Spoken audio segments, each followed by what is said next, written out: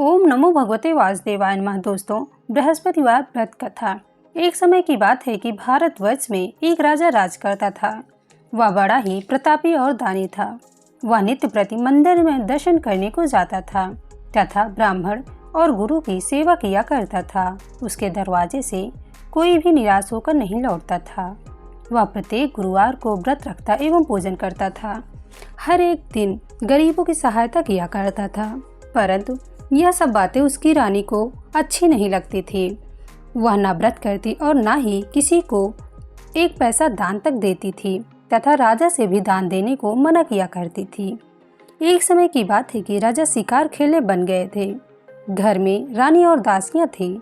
उस समय गुरु बृहस्पति देव एक साधु का रूप धारण कर राजा के दरवाजे पर भिक्षा मांगने आए तथा भिक्षा मांगी। तब रानी कहने लगी, हे साधु महाराज, मैं इस दान पुण्य से तंग आ गई हूँ। मेरे से तो घर का कार्य समाप्त नहीं होता। इस कार्य के लिए तो मेरे पतिदेव ही बहुत हैं। अब आप इस प्रकार की कृपा करें कि सब धन नष्ट हो जावे तथा मैं आराम से रह सकूं।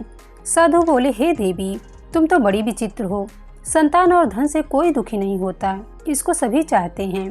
पापी भी पुत्र की और धन की इच्छा करता है। अगर आपके पास धन अधिक हो तो भूखे मनुष्यों को भोजन करवाओ, प्याऊ लगवाओ, ब्राह्मणों को दान दो, धर्मशाला बनवाओ, कुआं, तालाब, बावली, बाग बगीचे आदि का निर्माण कराओ, निर्धन मनुष्यों की कुंवारी कन्याओं का विवाह कराओ और अनेकों यज्ञ पवित्र कर्म करो।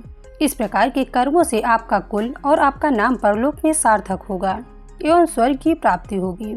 मगर रानी इन बातों से खुश ना हुई। वह बोली, हे साधु महाराज, मुझे ऐसे धन की आवश्यकता नहीं है जिससे और मनुष्यों को दान दूं तथा जिसको रखने उठाने में मेरा सारा समय बर्बाद हो जावे। साधु ने कहा, हे देवी, तुम्हारी ऐसी इच्छा है तो ऐसा ही होगा।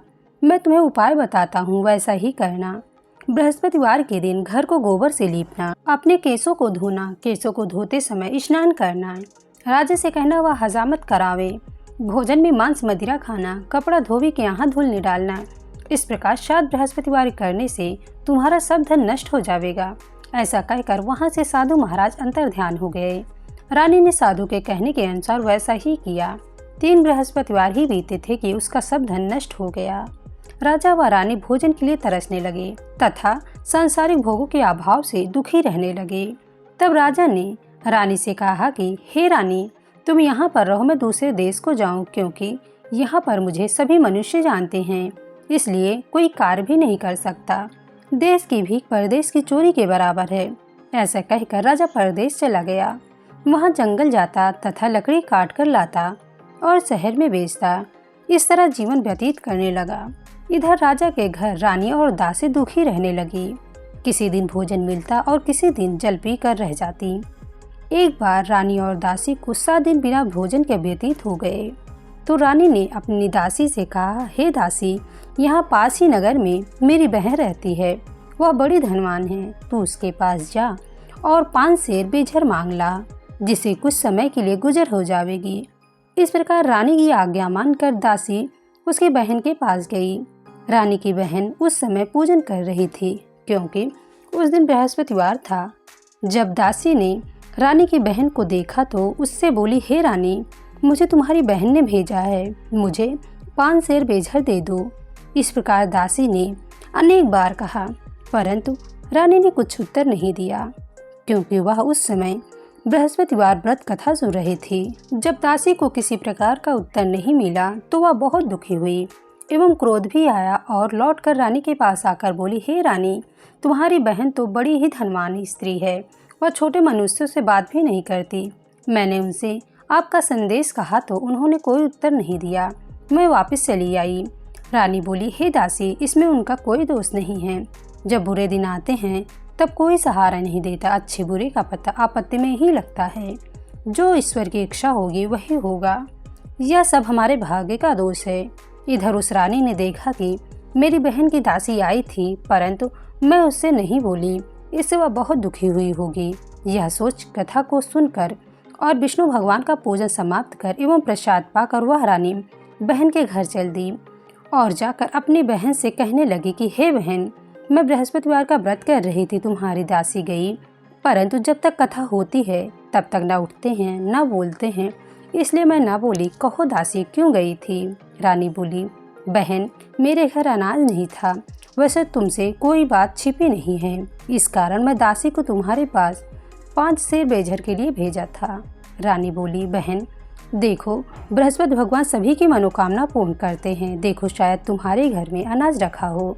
इस प्रकार का वचन जब रानी ने सुना तो घर के अंदर गई और वहाँ पर उसे एक घड़ा बेझर का भरा मिल गया। तब तो रानी और दासी को बहुत ही खुशी हुई। दासी बोली, हे रानी देखो वैसे हमको जब अन्न नहीं मिलता तो हम रोज ही व्रत करते हैं।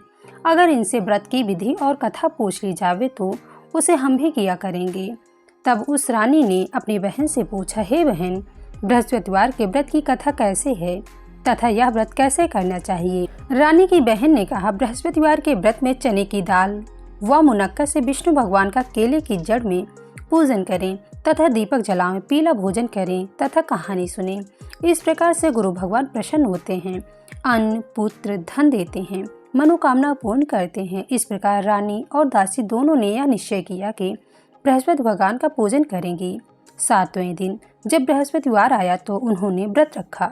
घुड़सवार में जाकर चना गुड़ मिलाई तथा चने की दाल से केले की जड़ तथा विष्णु भगवान का पूजन किया। अब भोजन पीला कहाँ से आवे, बेचारी बड़ी दुखी हुई, परंतु उन्होंने व्रत किया। इस कारण गुरु भगवान प्रसन्न हुए, थालों में सुंदर पीला भोजन लेकर आए और दासी को देकर बोले, हे दासी यह तुम्हारे और रानी के लिए भोजन है, तुम दोनों करना। दासी भोजन पाकर बड़ी प्रसन्न हुई और रानी से बोली, चलो रानी जी भोजन कर लो। रानी को इस विषय में कुछ भी पता नहीं था, इसलिए वह दासी से बोली, तू ही भोजन कर क्योंकि तू हमारी व्यर्थ में हंसी उड़ाती है। दासी बोली, एक महात्मा भोजन दे गए हैं। रानी कहने लगी, वह भोजन तेरे लिए ही दे गए हैं, तू ही भोजन कर। दासी ने कहा, वह महात्मा हम दोनों को 2 थालों में भोजन दे गए हैं, इसलिए हम और तुम दोनों ही साथ साथ भोजन करेंगे।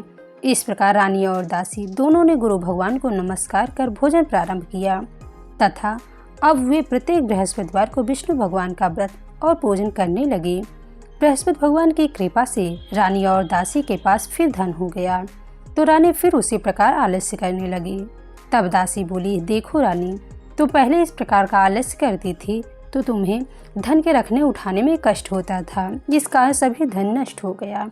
अब गुरु भगवान की कृपा से धन मिला है तो फिर तुम्हें आलस्य होता है। बड़ी मुसीबतों के बाद हमने यह धन पाया है, इसलिए हमें दान पुण्य करना चाहिए। भूखे मनुष्यों को भोजन कराओ, प्याऊ लगवाओ, ब्राह्मणों को दान दो, कुआं तालाब बावली आदि का निर्माण कराओ, मंदिर पाठशाला बनवा कर दान दो, कुंवारी कन्याओं का विवाह करवाओ, धन को शुभ धर्म कर्मों में खर्च करो, जिससे तुम्हारे कुल का यश बढ़े तथा स्वर्ग प्राप्त हो और इससे पितर भी प्रसन्न होंगे। तब रानी ने इस प्रकार के कार्य करने प्रारंभ किए तो काफी यश फैलने लगा। एक दिन रानी और दासी विचार करने लगी, न जाने राजा किस प्रकार से होंगे, उनकी खबर नहीं मिली।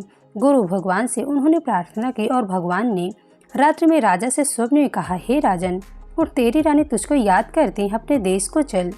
राजा प्रातः काल उठा और मन में विचार करने लगा कि स्त्री जाति खाने और पहनने की संगिनी होती हैं, पर भगवान की आज्ञा मानकर वह अपने नगर के लिए चलने को तैयार हुआ। इससे पूर्व जब राजा परदेश चला गया था तो परदेश में दुखी रहने लगा था। प्रतिदिन जंगल में से लकड़ी बीनकर लाता और उन्हें शहर में बेचकर अपने दुखी जीवन को बड़ी कठिनता से व्यतीत करता था। एक दिन राजा दुखी हो अपनी पुरानी बातें याद करके रोने लगा। तब जंगल में से बृहस्पति देव एक साधु का रूप धारण कर आ गए और राजा के पास आकर बोले, हे लकड़हारे तुम इस सुनसान जंगल में किस चिंता में बैठे हो, मुझको बतलाओ। यह सो राजा के नेत्रों में जल भर आया और साधु की वंदना कर बोले, हे प्रभु आप सब कुछ जानने वाले हो। इतना कहे साधु को अपनी संपूर्ण कहानी बतला दी। महात्मा तो दयालु होते ही हैं। वह उससे बोले, हे राजा तुम्हारी स्त्री ने बृहस्पति देव जी का अपराध किया था, जिस कारण तुम्हारी यह दशा हुई है। अब तुम किसी प्रकार की चिंता मत करो, भगवान तुम्हें पहले से अधिक धनवान करेगा। देखो तुम्हारी स्त्री ने गुरुवार का व्रत करना प्रारंभ कर दिया है और तुम मेरा कहा मानकर बृहस्पतिवार का व्रत करके चने की दाल व गुड़ जल को लोटे में डालकर केले का पूजन करो, फिर कथा कहो और सुनो, भगवान तेरी सब मनोकामनाओं को पूर्ण करेगा। साधु को प्रसन्न देखकर राजा बोले, हे प्रभु मुझे लकड़ी बेचकर इतना पैसा नहीं मिलता जिससे भोजन करने के उपरांत कुछ बचा सकूं।